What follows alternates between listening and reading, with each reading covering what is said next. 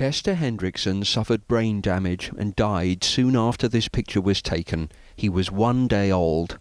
Hours earlier, his mother Nitaya suffered an embolism and died as well. For Carl Hendrickson, it was an unimaginable loss. Carl himself used to work at Furness General Hospital and saw it criticised in today's report for serious care deficiencies in his family's case.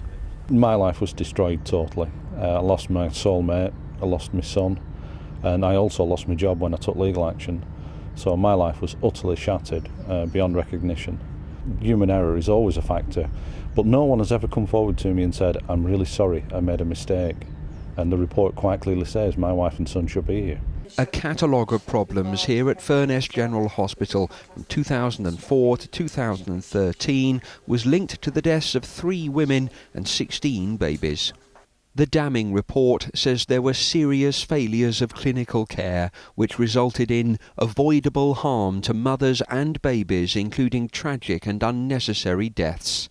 It cites an overemphasis on normal childbirth at any cost. It describes extremely poor working relationships, deficient skills and knowledge, and says there were repeated failures to investigate properly and learn lessons. Carl and the other bereaved families watched as the maternity unit, hospital trust and regulators were all blamed for ignoring and even suppressing criticism for years. The full extent of the problems have been laid bare, independently and comprehensively. Those affected by the consequences deserve to see the nature and the degree of failure acknowledged after too long hearing them denied. I am sorry that this has taken so long to happen. Among the recommendations is a skills review and training programme at Furness General, which acknowledged today it still has improvements to make. New bosses at the Trust said there was an element of cover-up in the past and that some staff, including midwives, have been dismissed or disciplined. During the period covered by this investigation, there were some very serious failings. The Trust then failed to show openness and transparency in acknowledging those failings.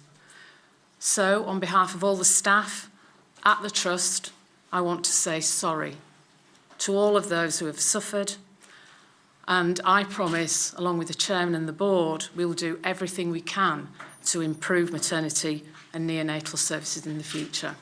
Today's report sets out lessons the whole NHS can learn from deaths like Chester's and Nitaya's, and says no hospital should ever think it couldn't happen here. Peter Lane, 5 News.